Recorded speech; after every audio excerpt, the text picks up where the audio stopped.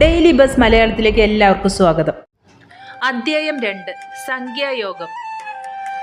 ശ്ലോകം 60 മുതൽ. ശ്ലോകം 60. മനസ്സിനെ നിയന്ത്രിക്കാൻ ശ്രമിക്കുന്ന ധീരനും അതിരു കടന്ന ഇന്ദ്രിയങ്ങൾ മനസ്സിനെ കടത്തിക്കൊണ്ടുപോകും.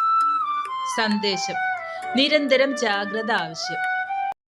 ശ്ലോകം 61. ഇന്ദ്രിയങ്ങളെ നിയന്ത്രിച്ച് ദൈവതത്വത്തിലേക്ക് മനസ്സ് തിരിച്ചു നിർത്തുക. ഇന്ദ്രിയങ്ങൾ നിയന്ത്രണത്തിലുള്ളിടത്ത് ജ്ഞാനം ഉറച്ചു നിൽക്കും. ശ്ലോകം 62. വിഷയങ്ങളെ അവധി കൊടുക്കാതെ ധ്യാനം ചെയ്താൽ ആസക്തി ഉണ്ടാകും. ആസക്തിയിൽ നിന്ന് തീരാമോഹം. മോഹം പൂവണിഞ്ഞില്ലെങ്കിൽ കോപം. ശ്ലോകം 63. കോപം മനസ്സിൽ അജ്ഞത, സ്മൃതിനാശം, വിവേചന ബുദ്ധിനാശനം, ഒടുവിൽ മനുഷ്യൻ തകർച്ചയിലേക്ക്. ശ്ലോകം 64. രാഗവും ദേഷ്യവും വിട്ട് ഇന്ദ്രിയങ്ങളെ നിയന്ത്രിച്ച് ജീവിക്കുന്നവർക്ക് മനഃശാന്തി ലഭിക്കുന്നു. ശ്ലോകം 65. മനഃശാന്തി ലഭിച്ചാൽ ദുഃഖങ്ങൾ അലിഞ്ഞു പോകും. ചിത്തം ശാന്തമായാൽ ജ്ഞാനവൈഭവം ഉറപ്പിക്കും. ശ്ലോകം 66. ധ്യാനമോ ഏകാഗ്രതയോ ഇല്ലാത്തവന് ജ്ഞാനമില്ല.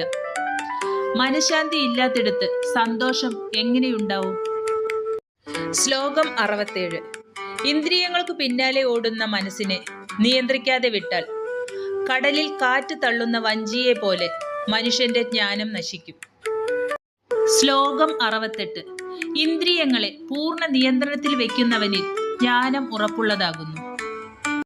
ശ്ലോകം 69. ലോകത്തിന് രാത്രി പോലെ ഇരുളായ ആത്മതത്വം യോഗ്യനായവൻ കാണുന്നു. ലോകം ആഗ്രഹിക്കുന്ന കാര്യങ്ങൾ ജ്ഞാനിക്ക് ഇരുട്ടുപോലെയാണ്. ശ്ലോകം 70. സമുദ്രത്തിൽ എത്ര നദികൾ ചേർന്നാലും സമുദ്രം നിറഞ്ഞു പോകാത്തതുപോലെ എത്ര ആഗ്രഹങ്ങൾ മനുഷ്യന് വന്നാലും അവയിൽ പിടിക്കപ്പെടാതെ നിൽക്കുന്നവനാണ് ശാന്തി ലഭിക്കുന്നത്. ശ്ലോകം 71. എല്ലാ മോഹങ്ങളും വിട്ട് എൻ്റെ, ഞാൻ എന്ന ബോധം കളഞ്ഞ് ലോകത്തിൽ ജീവിക്കുന്നവനാണ് ശാശ്വത ശാന്തി കൈവരിക്കുന്നത്.